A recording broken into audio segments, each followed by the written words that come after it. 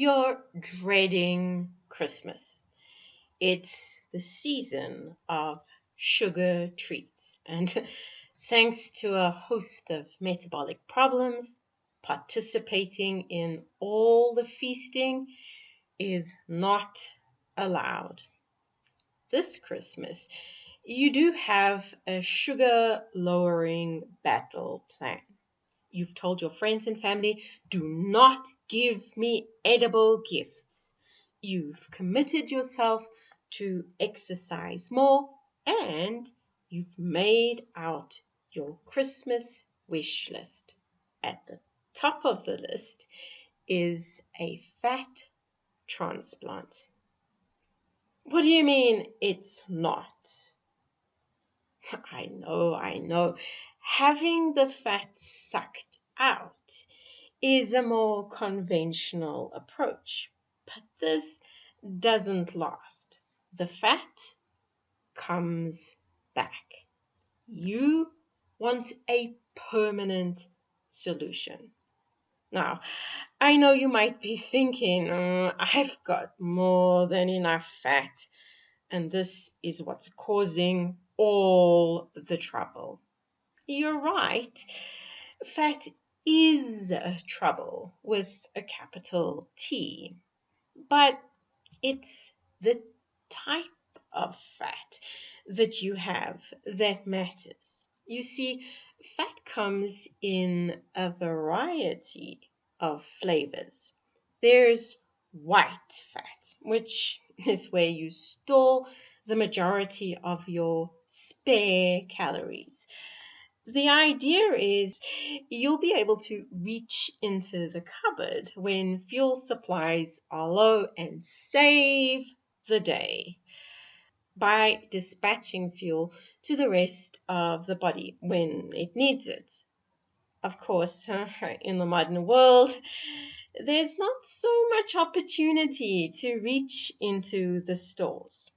So the stores grow bigger every day. But in addition to your white fat cells, you have brown fat cells, which are also a fat store of sorts. This fat store is designed to keep you warm and toasty. But if you're living with central heating, this fat store is largely redundant. So lots of people don't have much of it. Odds are you have a lot of what?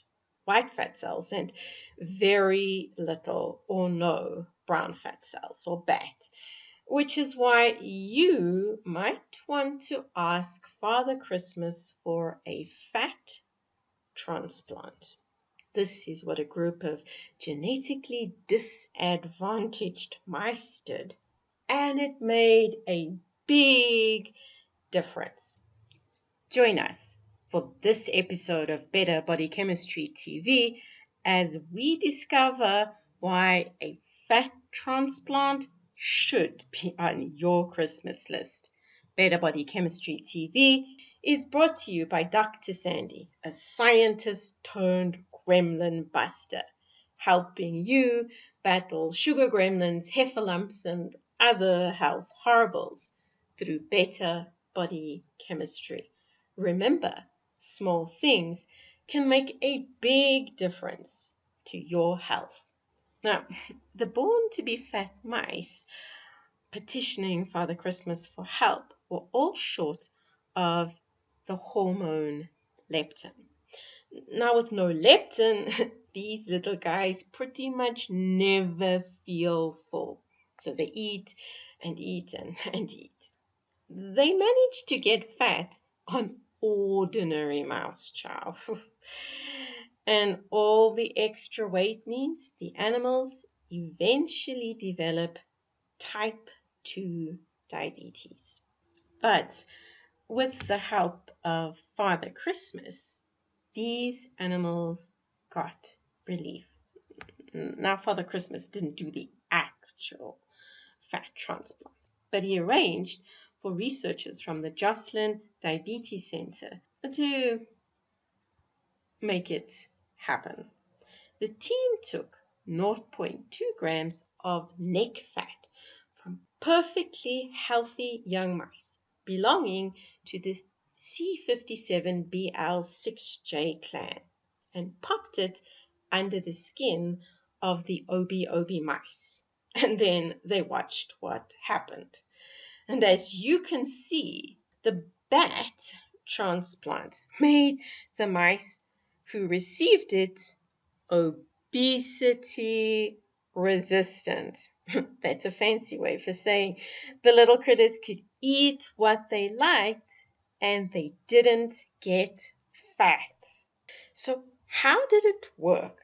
Well, the marked improvement had nothing to do with leptin. The animals were still leptin deficient and eating like crazy. The reason they did not turn into blobs of fur was because all the extra calories they ate didn't have time to stick around. The transplanted bat turned them into fat-burning machines. Effectively, the animals appeared to violate the basic rules of thermodynamics. Calories in must equal calories out. Bet you know a few people like this. We all do. Every time you look at them, they're eating, and it's always something fattening. You secretly despise them, while at the same time admire them. Undergoing a bat transplant turned born to be fat mice into skinny beanpoles. But wait, there's more. The mice who received a donation of bat cells showed improved glucose tolerance, increased insulin sensitivity, and less fat in their liver. Around about now, I'm sure a fat transplant has made it onto your list of things you desire. The trouble is, you're too old for Father Christmas to visit. Don't worry. Be cold. Bat cells are something that should be part of you. If you're metabolically broken, they're probably a bit thin on the ground, but they don't have to be. Bat cells can be coaxed into action. To light a fire under your bat cells, all you need to do is be cold. Now, if you're not enjoying a white Christmas, do what you can to cool off. Studies have shown as little as 2 hours a day at 16 degrees Celsius for 6 weeks is enough to give you the fat transplant you desire and help you create better body chemistry. Interested in discovering more ways to create better body chemistry or need a little help getting your body chemistry on track?